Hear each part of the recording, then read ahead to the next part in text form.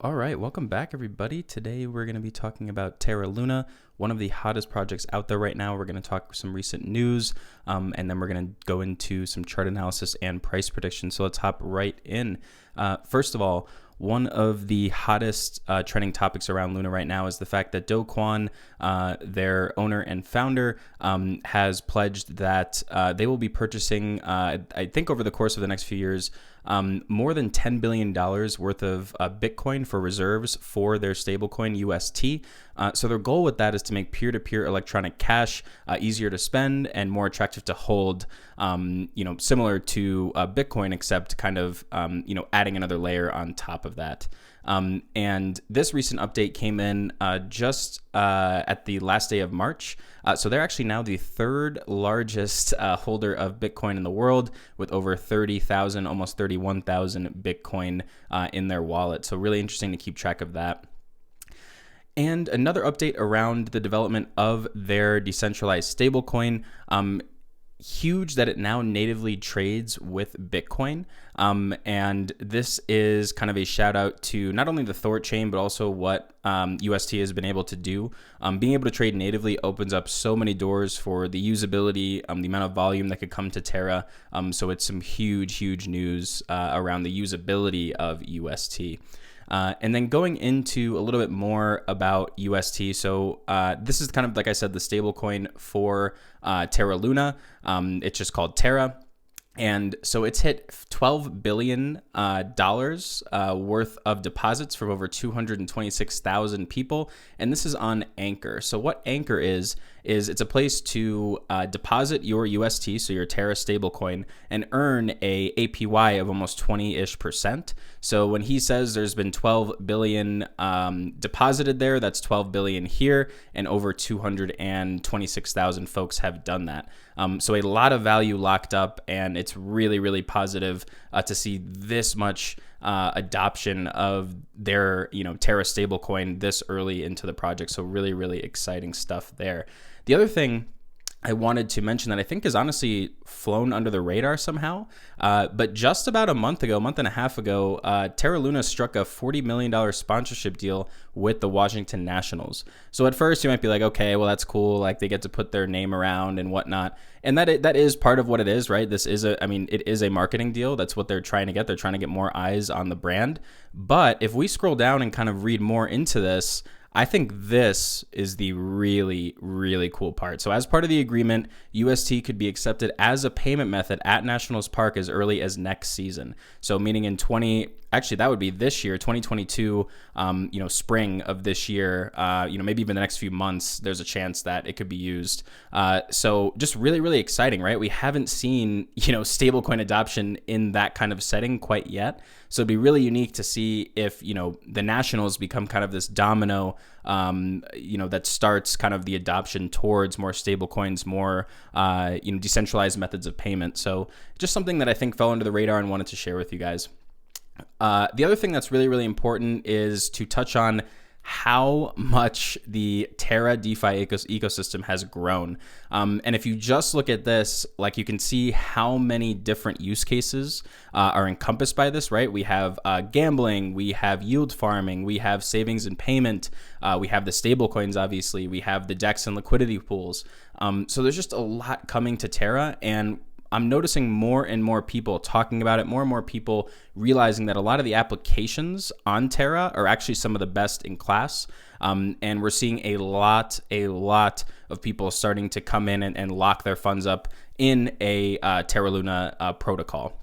And going off of that, I think it's really important that we talk about the incredible parabolic movement that the total value locked has seen. So this is the total value locked across the Luna ecosystem. So this includes, like you can see down here, Anchor we covered, that's a ton of money locked up in there. Like Do Kwon said, 12 billion, things like Lido, Mirror Protocol, TerraSwap. So this includes a lot of different protocols across Luna. And you can see the Anchor dominance is about 80%. So about 80% of this locked up value is coming for Anchor. Again, that is this website that we covered earlier.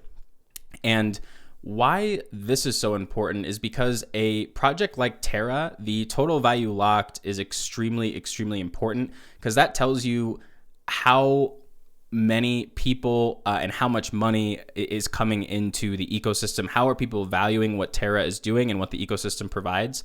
So we can see, back in late 2021, there was somewhat of a run up right here in the total value locked. And then we had a little bit of a depreciation in it and kind of, it was still actually rising here, but stabled out just for a little bit. And now in February of this year, we just saw an absolute parabolic run up to the total value locked. And, it's hard to say exactly what caused this. There's a couple things. Obviously, Luna's put out more and more applications, and, they've grown their network. They've had more dApps come out that have been really, really great to use, has helped a lot of yield farmers, has helped a lot of crypto traders, and just folks trying to use decentralized apps in general. So we've seen a lot of that lead to an increase in total value locked. But what's really interesting about projects like Terra and other kind of projects that focus on locking up value in these other protocols is that it a lot of times reflects the growth in total value in the actual chart itself. So if we look almost to the day, late February, we see this incredible parabolic movement to the upside. Well, right about the same time, we see that same parabolic move to the upside here.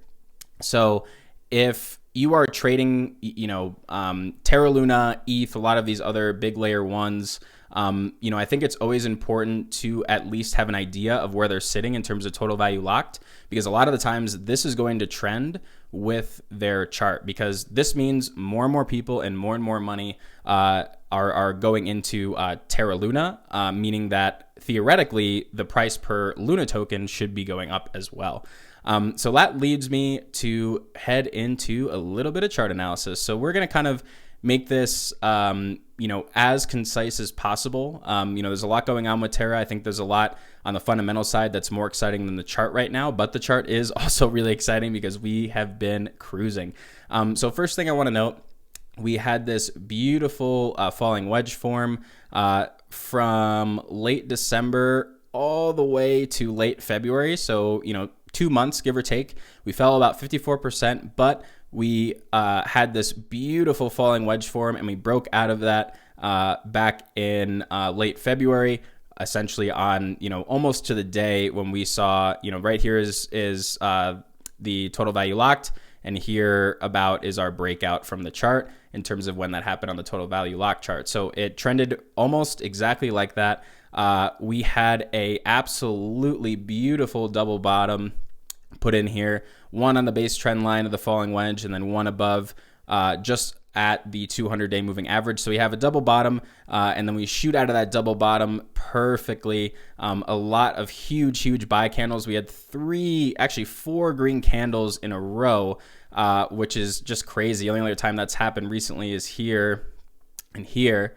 So that hasn't happened for months. We had this kind of rip of 3 or 4, straight days of net buy volume coming in. So really interesting to see there. There's been a lot of momentum coming behind Luna. So another thing I wanted to touch on here, and excuse me there, is where the RSI is. So we talk a lot about RSI. You don't want to use it as gospel, but you want to use it when you're trying to find an entry point.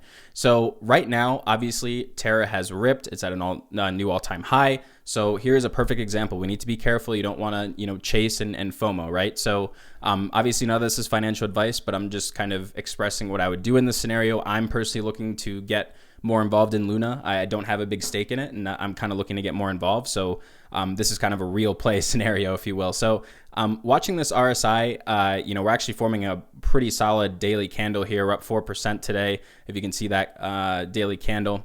But what I'm watching here on the RSI is how we work with this 70 marker. So 70 is overbought. So we were overbought. The last time we were overbought was right here. And then you can see we pulled back, just about, 20-ish%. So last time we were overbought, we pulled back 20%. We were barely overbought here, just a little bit. And then let's see how much lower we fell there. We fell about 18%, give or take. So I wouldn't be surprised if we had a little bit of a correction. Now, putting the correction in perspective, 15 to 20% after ripping, from our most recent low to where we're at now. I mean, we almost 1.5x, right? So 150%, 130% to a 15 to 20% pullback, feels like a lot when you're looking at the chart daily, but looking at it, I mean, this is all it's doing, right? Just this little red piece right here. So that's something to focus on. I would definitely keep a close eye on the RSI. The last 2 times, like I said, we've been at this level. We have seen a pullback, boom, 20%, oversold here, or sorry, overbought here, boom, 20%-ish. So if I'm a betting man, and if I have some, stable coins ready to deploy, I'm still going to give this a second. I'm going to watch it closely, because I do think that even though, we ran like crazy just in the last couple of weeks, I think we are due for just a semi correction, right? Doesn't need to be anything crazy like 50 or 40%, even 15 or 20% would make the chart look a little bit healthier right now. But that being said, this is crypto, so we really could go anywhere. But let's get into a little bit of that kind of price analysis and see what some of the key levels are moving forward. So it's really, really interesting to see how easily we came above these fibs. So we basically skipped 2 or 3 of these because we played in this channel below the 236 fib for a little bit right here. We got rejected twice at that 236 fib. Then we finally break above it. And when we break above it, we basically blast right through that trend line. And obviously, I think a lot of that is due to the fact that there was just so much demand, so much total value lock coming into the ecosystem that even, the trend line and the charts and the fib, at least for like this segment, almost were negated because of how much volume was coming into the ecosystem and how much value was getting locked up on a daily basis. So now we're kind of in this phase of, yes, the total value locked is increasing, but it's not, it's not as aggressive as it was at that last week of February, right? This is almost, this is a very, very unique time period. So I think that's why we blasted through the trend line, and then also blasted through some of these fibs. You can see once we got up to like 73, 74 bucks, we did have to put in a support there. And then we hit some resistance at 90 and then put in support at that lower fib. So right now, what's really, really interesting, you could probably see it for yourself already, is that we're between our previous all-time high here at 103, and then we're between this next key fib at 140. So I honestly wouldn't be surprised after that big, 130% movement, here, this big movement. After that movement, I wouldn't be surprised if we find a channel to play within. And what I mean by that is I think we're going to need somewhat of a period of consolidation before making another, move like this, another 100% move. Now, I'm not saying we can't 50%, or even a little bit less than that. But what I'm saying is that I think we're going to range between this channel for a little bit of time. I think that's kind of the healthy movement in a lot of these charts you see after you come out of a crazy breakout like Luna did. A lot of the times we establish a new support. And so that new support we are hoping to establish is on our previous all-time high. That is an extremely, extremely strong support to put in for the chart, because that validates the previous all-time high, which is right there. So validating the previous all-time high to put in as a support means that you're now ready to find that next leg up for the fractal, right? So that is just another reason to be bullish on Luna. So right now we need to be watching that 103 spot right here. We need to make sure that we are holding that as support, because if we do not hold this as support, we're looking back to the 90s. And if we do hold this as support, our next resistance is about 140. If we break through that, we're looking at 198. And at the end of this fib retracement, our 4.236 target is 292, almost 293.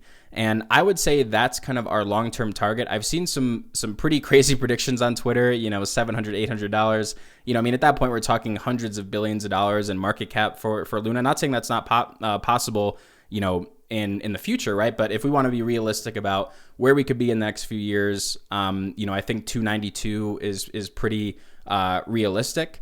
In terms of any end of 2022 and going into this year, it's really hard to put time frames on it.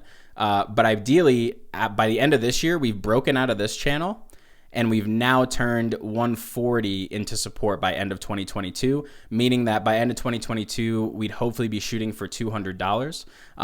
Now, it really depends on a lot, right? I mean, we talk about this caveat almost every video, but Ukraine, macro, developments, everything that's going on, a lot needs to go right for these predictions to come true. And as with crypto, anything can really happen, right? But in terms of short term, we need to lock in 103.12, the previous all-time high, as our new support. We need to confirm that. Once we confirm that, we're looking at 140-ish. And we, as a goal, I think Terra should be looking to play between 140 and 200, as 200 being the end of 2022 target. And then looking more medium long term, I think we're looking towards 300, 292 above that 4.236 fib. But that is everything that I have for you guys today. Hope you enjoyed it. If you did, if you got value, please drop a like and let me know what other projects you'd like me to cover. And thank you so much. We'll see you in the next one. Bye-bye.